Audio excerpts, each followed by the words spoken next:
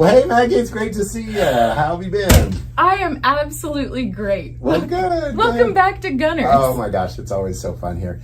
Hey, we were talking, you brought up something as we were chatting that this is a great topic, is a public service announcement. Now, and I got to be honest, this happened to me too.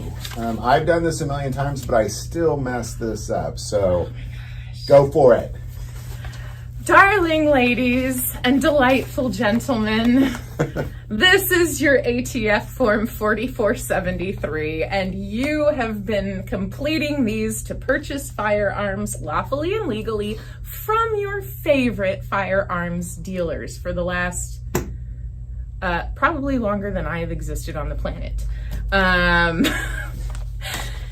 The new revision of this has seen some major changes which have tripped people up, even the best and most... I take pride in not failing on filling that out, right. And I got it. But I blame it on the form. The form is definitely worded strangely, and things that should be brought to your attention ahead of time are not. So let's just go over this here. So you'll notice on page 1, B and C for 21 are slightly different. B is, in essence, do you intend to buy the gun that's listed on this form for sale, gift, or any other reason to give to a prohibited person or a non-immigrant alien?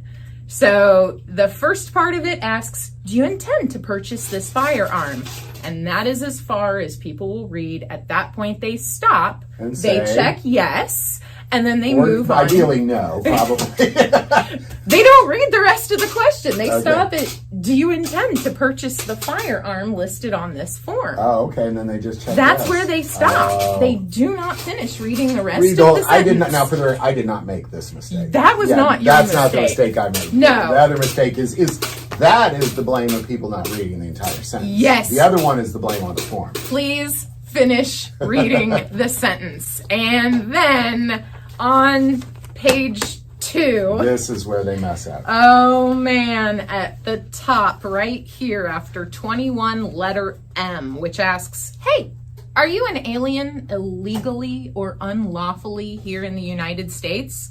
And most citizens that I have met have all checked no. Of course not. Right? Right. And then they continue on. Are you an alien who has been admitted to the U.S. under a non-immigrant visa? And they continue to check boxes until they get to the very last line after the last 2 check boxes.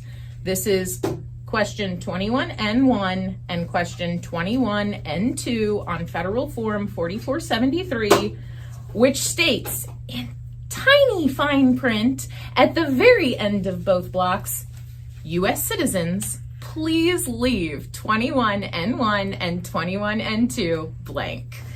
Now, here's my hang up with that. That should have gone above in 21NA or whatever it is. So they need to have... It's not at the end of it, because you go through A1 or N1 or whatever it is, and then you check, because it doesn't say anything, so you check, well, no. And then you read the next one, and then finally they say, well, by the way, the above question, leave blank. So, or perhaps, now hear me out, they've got some extra space on that line after they ask you the last question for citizens. Are you an alien illegally or unlawfully in the United States?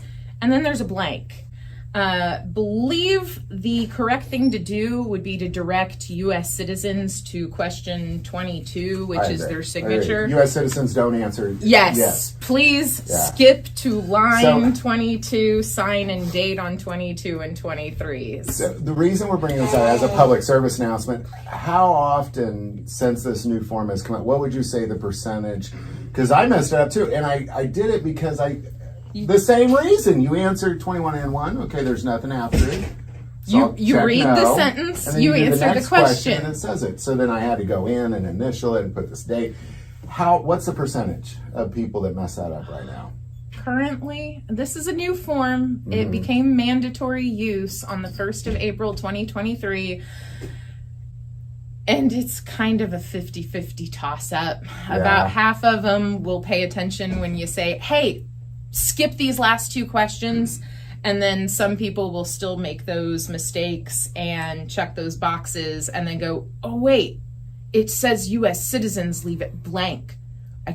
I didn't leave it blank. What do I do now? So that can be fixed on the paper format, initials, sign and date like you did. So this is great. Well, Maggie, glad you brought this up because this happened, this is the first time I filled it out, and I did. I got to the next question. I'm like, well, you should have asked me on the prior question. You told me that the prior could you question. have told me to skip Just put it up before? one more. Yeah. I mean, thanks for finishing reading the sentences, but no thanks to the authors of this form.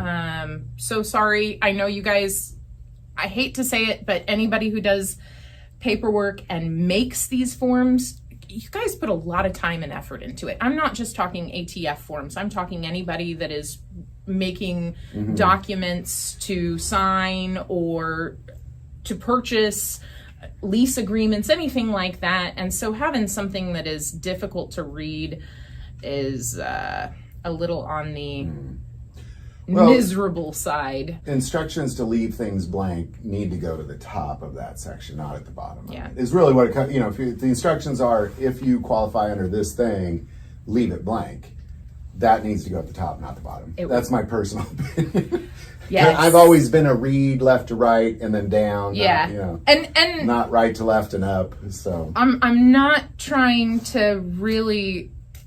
I really don't want to be mean to the people that made these forms. Sure. I mean, on one hand, I kind of do because I'm like, how dumb do you have to be to answer some of these? Well, but you're the one that has to sit there and correct them and do all the, you're the one that has to actually sit there and correct these people day after day after day on the same mistake day after day after day. And it gets easier with time. And by the time they announce the next revision of this form, I'd say most of the population will have it down by then. And then they'll change the form just in time for everybody who has it right to screw it up again.